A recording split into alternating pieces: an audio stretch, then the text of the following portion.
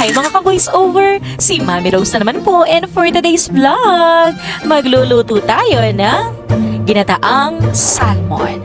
Ang pinakamalinamnam na isda sa balat ng lupa. At ayan, niready ko na nga po ang mga sangkap, gaya po ng sitaw, luya, paminta, bawang sibuyas, at syempre, ang coconut milk. At ayan nga po, pinrito ko po muna yung salmon, tapos ginisa ko na po yung luya, bawang, at sibuyas.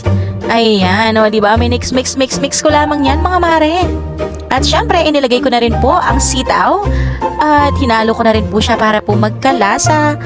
At syempre, ilinagay ko na rin po ang coconut milk at tinuglugan ko po yung lalagyan niya ng tubig para naman po meron siyang kaunting sabaw. Pero tansyameter lang po yan, mga mare, para naman po may lasa siya, diba? At syempre, ninagyan ko po yan ng paminta at magic sarap. At pinakuluan at palambutin yung mga sitaw. At ayan, inilagay ko na rin po yung siling haba. At ayan, malapit na po siyang maluto, mga mare. At makikita niyo po talaga na masarsa siya, hindi po siya masabaw. Dahil kapag masabaw po, hindi po siya ganun kasarap. Masarap kasi yung medyo masarsa. Yung nakikita mo yung luto niya. Malinamnam po yan, mga mare. Kaya tara, kainan na! Please like, share, and follow. Thank you!